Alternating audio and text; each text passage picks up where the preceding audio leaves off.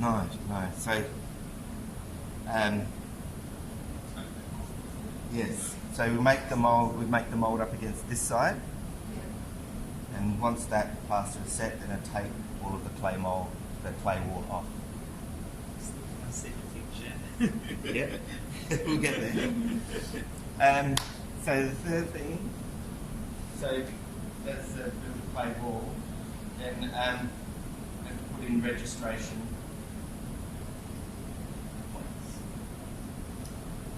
So, Rob, why don't you do the wall, like, clean it up on the front and back at the same time?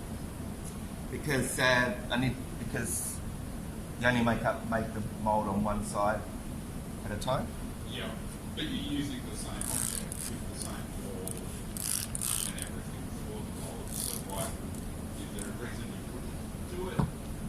Like, clean it up on both sides to start with? Yeah, because you take it off. You don't actually use this side of it at all. Oh, wait, that. It'll become clear as we go. So you take the wall off after you paint it. The first side, and then we take that off, and then we make the other half up against the plaster that's already there. That makes Yep. sense. Yeah. Yeah. It's kind of like, I remember, before I came to art school, I borrowed books on mould making and all sorts of stuff, and couldn't work it out. Had to be shown how to do it. Finding this in ceramics as well, like getting your head around positive and negative Yeah. 3D shapes. 3D shapes, yeah. It's like And after you've done a bit of mould making, you can think that way. It's really interesting. So we have to put in these registration points. So the mould has to fit together and lock together. Okay, so it's the shape of the mould is already kind of unusual in that it's not a straight line, so it's going to lock together anyway. But what you have to do is just put in these little registration points, and all I do is use the end of my finger. And you don't want them, they don't have to be too deep. They're just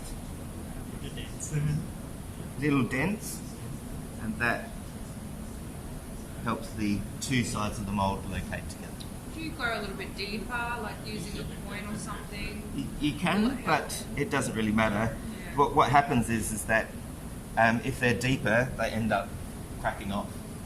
So nice and shallow, and with Yeah, because the deeper the better. yeah, right, yeah, and with sort of soft edges as well. I find that's the best way. What do you use? Do you use a tool or something? Just a 5-step point. Nice. There we go. So now it's pretty much ready to go. What I have to do is just make sure, plaster sticks to things. So you have to make sure it's not going to stick to the board. So you can just use slip. I mean, there's a bit of clay on here anyway, and so slip is for plaster. Slip is a good release agent. But just to be on the safe side, we'll use some Vaseline. So just got some Vaseline here. You don't need to load it up. It just needs to be a thin layer.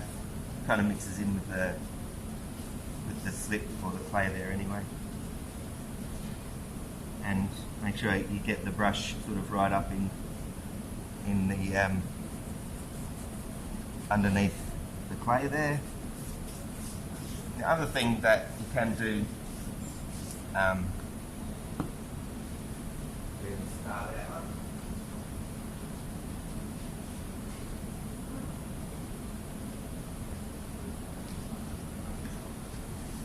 is just to draw a line. Now, the plaster needs to be at least sort of 1.5 inches thick. So we're talking, what's that, 35, 40 millimetres thick, kind of this sort of thickness. And I always get the question, can you build a cottle around it and just pour the clay in, pour the plaster in? But that it gets too heavy and will break the clay wall and uses a lot of plaster. And so, I mean, this is traditional way of making the mould by hand building it. You use much less plaster, it's much more efficient. You have to, do the work. If you made a cottle and poured the plaster in, I've just seen so many times when people pour it in and go, I'm going to have coffee now. to go and have a coffee, come back and the wall's split open and it's run everywhere and sort of hardened on the floor, you know, that sort of thing. So it's much better just to do it this way with a brush. You get a much better result. Okay, so I'm pretty much ready to go and put my plaster on. This, the top of this clay wall here is important as well. So I'll just flatten that off a little bit because we're going to have to scrape the clay wall. You'll hear me yell this out numerous times. Scrape your clay wall. So you scrape the top, and what that does is it makes sure that the plaster doesn't flip over, and you get when the whole thing is done, you get a nice seam line down the centre and you can see it. It's the idea so that you can still see your seam line. It's very easy to lose after a while. Okay, let's hit it. So I've got plaster here. It's 2 buckets of plaster. Wear a dust mask. I've just got these small dust masks. There are dust masks on the corner there. Some of you already got dust masks.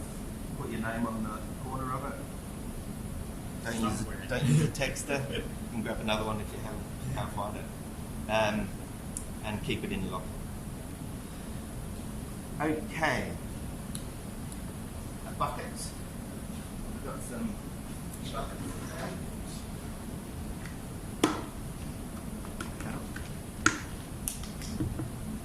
So what I'm going to do first is brush a layer on of plaster first, and that way I can get into all of the little details, all of the little crevices, and it's sort of up to you. This is a fairly frantic part of the process.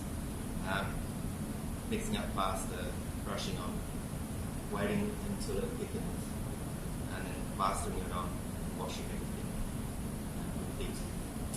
Okay, so it's important that you don't just mix up all of the plaster at one time, because it will go off and you waste it, but to mix up small amounts. So I'm going to start with a small amount and just do the first layer of brushing. Because I've done this a lot, what I tend to do is mix up a decent amount, like perhaps a full scoop or perhaps a scoop and a half. Mix it up into a nice creamy mixture, like a pancake mixture, so not really watery and not really thick, but a nice sort of pancake mixture. Has everyone made pancakes? Yeah. It's sort of like that creamy. You can pick it up in your hand and it's creamy and it runs off your hand sort of in a nice stream. Tempera batter. Yep, tempera batter, yep. And once I've got, perhaps even, quarter of a bucket or maybe even up to half a bucket of plaster, and I'm going to work quickly and brush the first layer on, and then once that first layer is brushed on, allow what's left in the bucket to start to go off and to solidify. And when I can pick it up in my hands and it not run off, that's when I start to kind of cake it on. And you still got to avoid air bubbles in that process. So we'll do that. I'll mix up a bigger batch. We'll see how, and the plaster tends to go off differently each day, depending on the humidity and the heat and temperature of the water. Everything kind of matters in plaster. So I'll mix up. I'll just do a 1 scooper. And remember, with this stuff, even though everyone's got dust masks on, you just don't want to generate the dust. It's the best way to handle the dust is not generate it in the first place.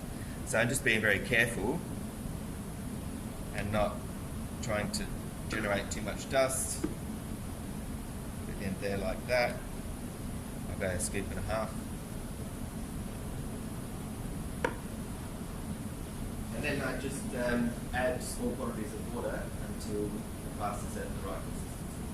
I've got about 4 or 5 minutes to adjust the consistency. If you put too much water in it and it's too runny, you can put a bit more plaster in it to get it back to the right consistency. But you've only got about 5 minutes of that.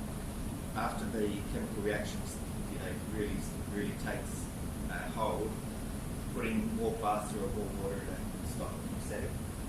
So you kind of have to be prepared and get the plaster mixed and ready and work straight away. Remember, if you have access to like the plaster bandages Yeah. they use with casts, could you use that at this stage?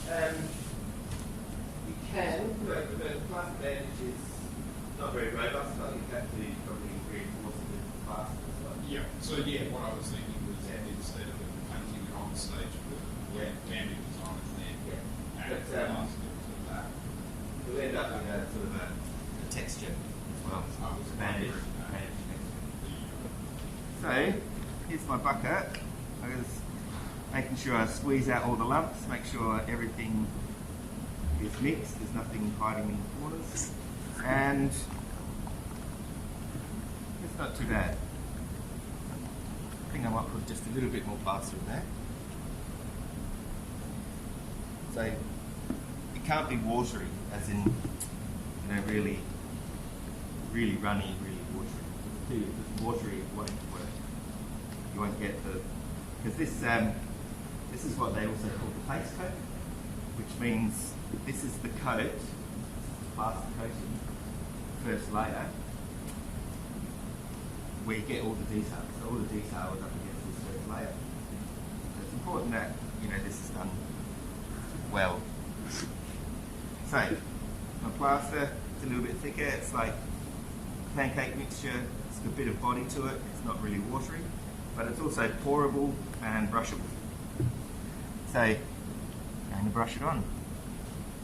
And what I'm doing is sort of trying to load the brush up with some plaster and almost sort of puddle it into the details. You can trap air bubbles underneath it, but if you give it a little puddle like that, the air bubbles come out. And because it's runny, you know, it wants to run down to the bottom here. But it's pretty good consistency there.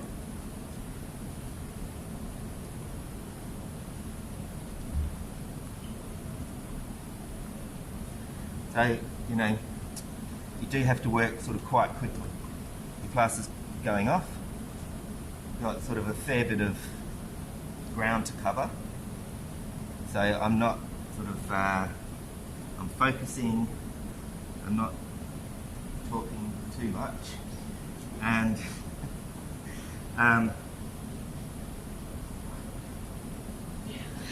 trying not to get the plaster set too quick.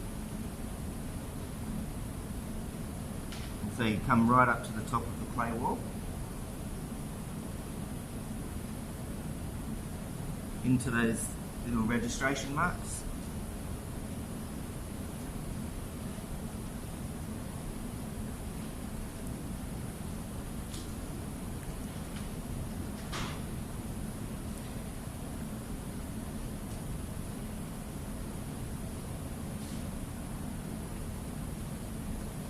And I'll come out to my line.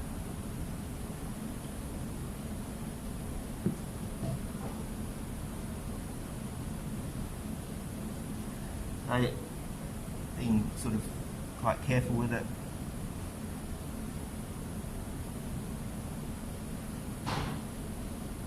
So, never forget to wash out your brush.